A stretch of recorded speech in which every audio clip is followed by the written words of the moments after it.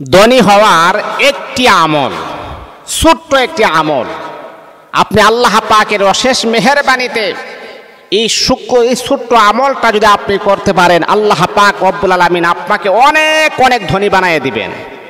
এই যে আপনি কি নাম শুনেন নাই নবীর সাহাবী হযরত উসমান গনি রাদিয়াল্লাহু তাআলা আনহু কেমন ধনী ছিলেন? তাবুকের যুদ্ধে হযরত উসমান 30,000 সৈনিকের দায়িত্ব একাই উসমান গনি বহন করেছেন। 30,000 সাহাবী যাবে যুদ্ধ করার জন্যে তাবুকের যুদ্ধে, তাদের ঘোড়া থেকে ধরে আসবাবপত্র, খাবার দাবার যা কিছু আছে 30,000 সৈনিকের দায়িত্বে হযরত উসমান গনি একাই বহন করেছেন। কেউ বলেছেন 3 মাস। আল্লাহু আকবার, আল্লাহু আকবার। কেমন ধনী ছিলেন! এখনকার পররাষ্ট্রমন্ত্রী যারা আছেন তারা একটাও হযরত উসমান গনির কাছেও যাবে না, এত ধনী আল্লাহ তাআলা তাকে বানিয়ে দিয়েছেন। হযরত উসমান গনি নবীর কাছে গিয়ে বলতেছেন, ইয়া রাসূলুল্লাহ, আল্লাহ পাক আমাকে এতই ধন সম্পদ দিতেছেন, আপনি আল্লাহকে বলেন আমাকে আরো কমিয়ে দেওয়ার জন্য।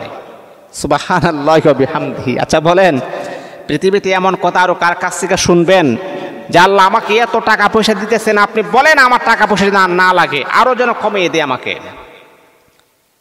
এই যে পৃথিবীর শ্রেষ্ঠ ধনী ইলন মাস্ক, বিল গেটস, তারা আছে, তাদের নামে তালিকা আছে।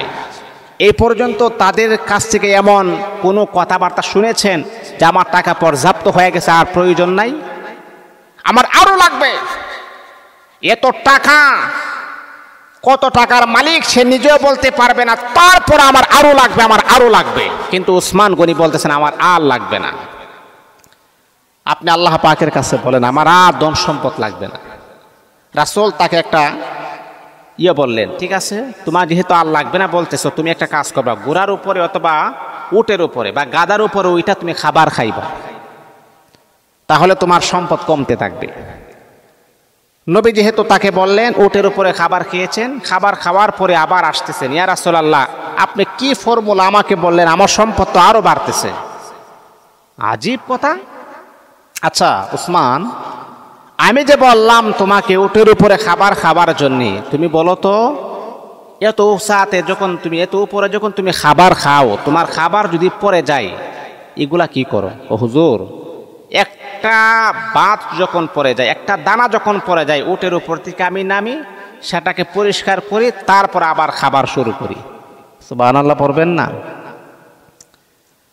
নবীজি মুস্কি হাসি দিয়ে বলেন, ওসমান তুমি আল্লাহ পাকের এতটাই শুকরগুজার বান্দা, আমার আল্লাহ তোমাকে ধন সম্পদ দিবে না, দিবে কাকে? তোমাকে তো আমার আল্লাহ ধনী বানাবেন।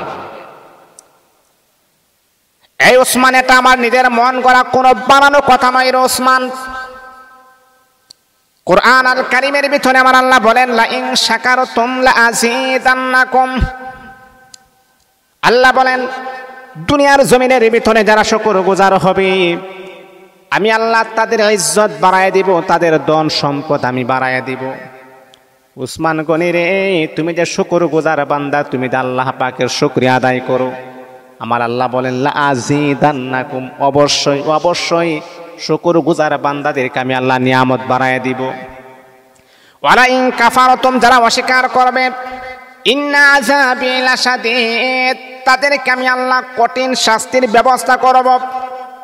এই উসমান, তুমি যে শুকরগুজার বান্দা, আল্লাহ পাকের শুকরিয়া যে তুমি আদায় করো, এই জন্য আল্লাহ পাক রব্বুল আলামিন তোমাকে অজস্র অগণিত ধন সম্পদের মালিক আমার আল্লাহ বানায়া দিতেছেন। একটা আমল তোমার, সেটাই হলো তুমি শুকরগুজার। তিনি বখিল না। এই উসমান গনি এত টাকা পয়সার মালিক, উনি কি সুদের ব্যবসার সাথে সম্পর্ক করে হয়েছে, নাকি ঘুষের সাথে সম্পর্ক করা হয়েছে, নাকি ব্যাংক থেকে ইন্টারেস্ট নিয়ে হয়েছে? তাহলে আপনি বেশি নয়, একটা আমল শুকরগুজার হয়ে যান। আল্লাহ তুমি আমাকে যে অবস্থায় রেখেছো, যে হালতে রেখেছো, আলহামদুলিল্লাহ, শুকরিয়া।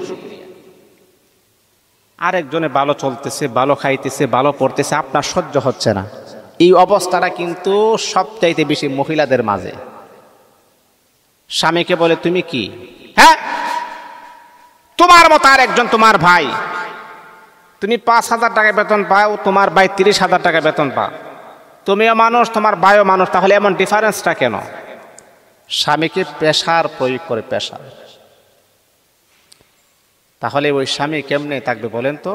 স্বামীকে প্রেশার দিবেন না, স্বামীকে টেনশন দিবেন না, ডিপ্রেশনে ফালাইবেন না। আল্লাহ পাক আপনার স্বামীকে যে হালতে রেখেছেন, আপনাকে যে হালতে রেখেছেন, সেই অবস্থায় মালিকের শুকরিয়া আদায় করবেন। আল্লাহ পাক নিয়ামতের দরওয়াজা আরো বলন্দ করে দিবে।